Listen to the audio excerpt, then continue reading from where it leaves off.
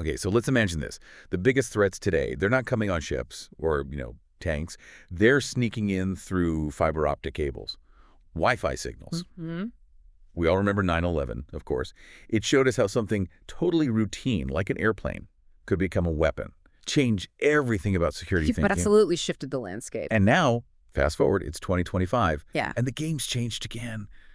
The scary part now isn't just a physical hijacking. It's like a hacker in some basement maybe taking control of a plane's systems. Remotely, turning a normal flight into, well, potentially a missile. That sounds like sci-fi. But people like Kolpavithran Rajan are saying, no, this is a real risk, like right now. It is a stark new reality. And in this era, code. It's not just for, ordering pizza or online banking. It's the absolute bedrock, our critical infrastructure, society's nervous system, really. Yeah. And more, it's the actual front line for national security. So building strength there, in that digital space, it's like building a modern fortress. It's essential. It really is a paradigm shift. Yeah. And that's basically what we want to unpack today. We've pulled together a lot of material looking at this new frontier. Right. Our goal, to sort of figure out why this tech strength is so crucial for a country like India, especially now. Look at the amazing opportunities from its digital boom, sure, but also the huge threats, and what it actually means to build a secure future when software runs, well, everything. Let's dive in. Yeah, let's get into it. So the first thing that really hits you is how conflict itself has just changed dramatically. Forget the cannons, the cavalry charges. Power today isn't about the biggest gun. It's about the smartest code. That's spot on. The basic nature of war, the ontology, if you want to get technical, it's moved on. Less about brute force, fire and steel. Right. And much more about disruption, manipulation. It's fear and software. You don't need to blow up a building anymore to cripple a city. Just turn off the lights. Exactly. Or mess with the water supply. Or signals, small digital actions, massive real-world chaos. And we're seeing real examples of these vulnerabilities, aren't we? This isn't just, like, theoretical stuff. No, not at all. Think about railway signaling. Super critical for moving goods, people, even the military. A hack there, you could derail trains, cause utter chaos, paralyze the whole network. Precisely. And it goes way beyond trains, power grids, keeping millions of homes lit, industries running, hospitals, life support systems, patient data, all networked. Even our cars getting smarter, more connected, electric. Every single connection point is a potential way in, a potential failure point. One weak link. And the whole thing can cascade. And here's something that I found fascinating and maybe unexpected for people who still think defense is just about borders. General Chauhan, a top Indian Army official, openly said that 15%, 1/5 of the Army's entire effort right now goes into fighting disinformation campaigns. Wow, 15%. Yeah. Not stopping tanks, but stopping lies and propaganda, mostly coming from Pakistan. That figure is just staggering. When you think about what a military traditionally does, it means soldiers aren't just training for combat anymore. Right. They're fighting this constant, invisible war against fake news, against psychological ops, flooding social media. The digital front is real, and it's eating up huge resources. It paints such a vivid picture. Like, instead of storming a castle with swords, Yeah. the modern way is you hack the castle's Wi-Fi, Yes. lock everyone inside remotely, and then just blast, I don't know, Baby Shark on repeat through their comm system. Annoy them into submission. But seriously, it's disruption without destruction. Exactly. It's about paralysis, sowing chaos, making people distrust everything, and you can do it from thousands of miles away. No shots fired. And these cyber attacks, they can cripple economies, mess up military commands, cause massive social unrest. And for India, which is going through this absolutely massive digital transformation, I mean, the scale is incredible. This isn't just a challenge. No, it's the fundamental context. It's a huge threat if they don't get it right. But flip side, it's also a massive opportunity if India can really lead in this digital security space. Right. And speaking of that transformation, India's digital growth, it really is phenomenal. It feels like, the stuff of legends looking back just 20 years or so. Oh, absolutely. I remember when getting a landline phone was like a major achievement. Exactly. Took months, maybe years. And now India has the world's cheapest mobile data. The scale is just mind-boggling. What was it, 94 crore broadband connections? Yeah, 94 crore broadband, 120 crore telephone subscribers. It's connecting 1 billion plus people at a speed nobody's ever seen before. And the plumbing behind it all, the physical network. Fertnet laying down what, nearly 7 lakh kilometers of fiber optic cable? 6.92 lakh kilometers, yeah. Reaching over 2 lakh gram panchayats. Tiny villages coming online. It's incredible, and you see the results in things like UPI, the payment system. Oh, UPI's growth is insane. It's not just growth, it's explosive. Since 2017, transactions are up like 2,500 times, hitting over 1,800 crore transactions in 1 month back in April. Yeah, 1867 crore. While other countries are still fiddling with digital wallets, India's just tapping phones for instant payments, and now it's in, what, 7 other countries? 7 countries, yeah. It's a genuine global success story, and you have to acknowledge the government push, led by figures like Prime Minister Modi, really driving this digital agenda. Definitely. The speed, the scale. Yeah. It's unprecedented. And it's a big but. This amazing digital foundation, this network connecting everything from banks to phones to government services. It's also a giant target. A massive blinking red target. The exact same systems making things fast and easy can be turned around, exploited, weaponized. That's the classic double-edged sword, isn't it? The more connected you are, the more vulnerable you potentially become if you don't secure those connections properly. Exactly. So let's dig into the specific threats a bit more, because they go way beyond just military targets now. Yeah, absolutely. Rajan's warnings about critical infrastructure attacks are, frankly, terrifying because the impact is so direct on civilian life. Right. Like his examples. Mm. A hacker changing a plane's flight path towards Delhi. Or ventilators in a Mumbai hospital just stopping, remotely disabled. Chilling. It's not sci-fi anymore.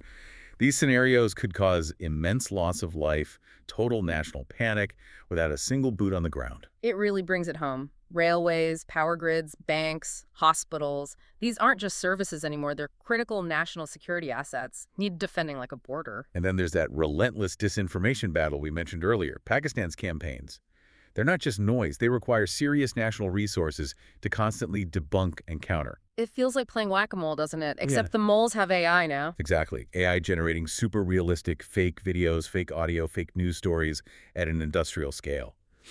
You mentioned fact-checkers being called information warriors in 2024. Yeah, and rightly so. They're trying to fight this flood of lies targeting vulnerable people. But the sheer volume, it's overwhelming. Like trying to mop the floor during a monsoon, as one source put it. Yeah. You just can't keep up. Impossible. And beyond these direct attacks, the info wars, there's a slower, maybe more insidious threat, our dependence on foreign supply chains. Especially for hardware, right? Like semiconductors. Exactly. Those tiny little chips, they run everything. Smartphones, cars, sure. But also fighter jets, missile guidance, surveillance systems, the controls for the power grid, everything critical. So if you're buying most of those chips from outside, especially from countries that, might not always be allies. There's a real fear of hidden backdoors, a chip, a server. It could have something malicious baked in during manufacturing. A kill switch, basically. Ready to be flipped at the worst possible moment. Oof. Like letting someone else pour your house's foundation and install all the locks. Pretty much. Someone who might want to walk in later without asking. Relying on others for such fundamental tech isn't just inefficient, it's a massive national security risk.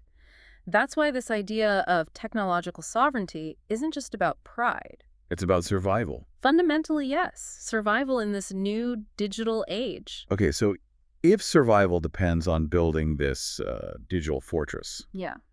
what does technological sovereignty actually look like in practice for India?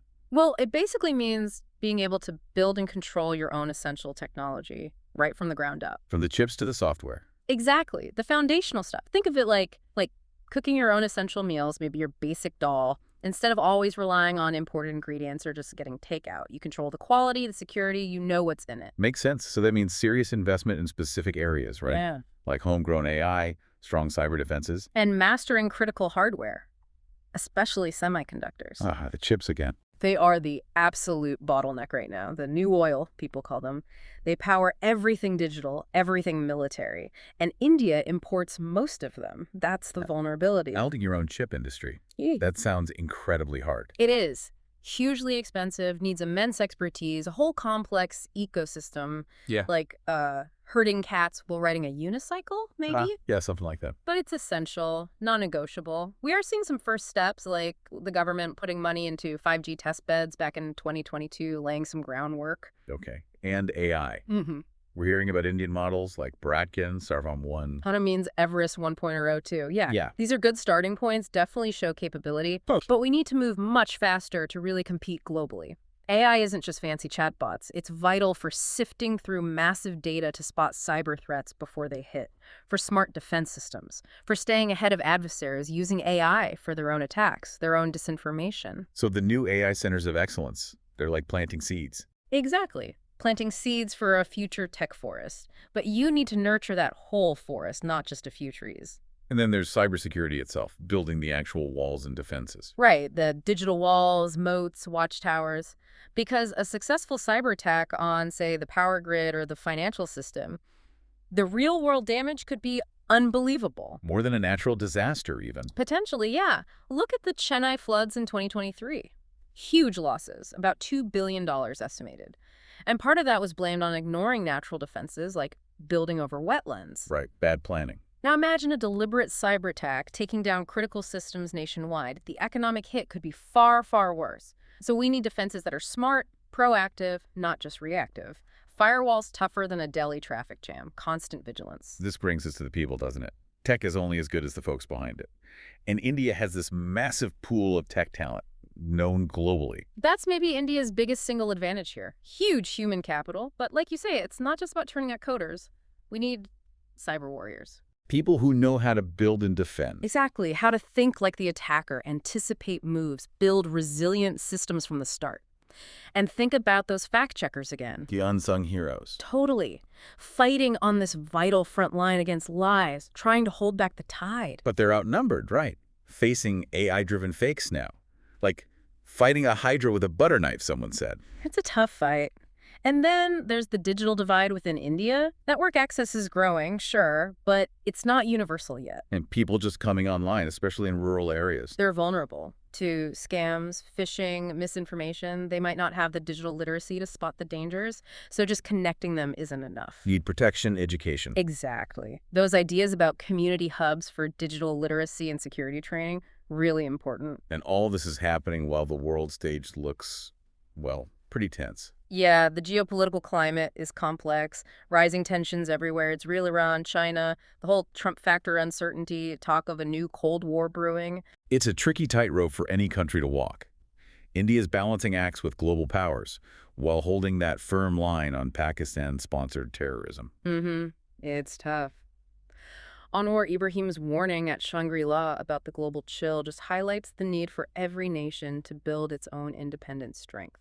And maybe India's biggest internal asset here is its demography, that huge working age population, 68%, even with fertility rates dipping. That's the potential powerhouse, a massive pool of young talent. The challenge is channeling that potential into becoming tech creators and defenders, not just consumers. Right. And it's fascinating how the sources also touch on things that seem totally unrelated, but maybe speak to broader resilience. Like the Bollywood cinema numbers? Yeah. Attendance dropping massively, while South Indian films like Pushpa 2 are making absolute fortunes, are 889 crore.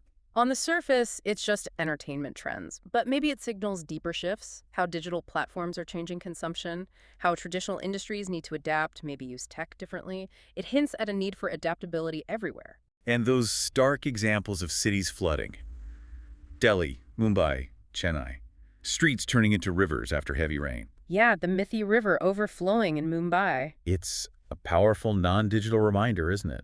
Fail to respect basic physical realities like don't build on floodplains, ignore natural drainage. And you pay the price. It shows resilience isn't just about code, it's physical, it's environmental, it's structural planning. Maybe we need an app that just yells at developers building on wetlands. I download that. But yeah, it shows resilience needs layers.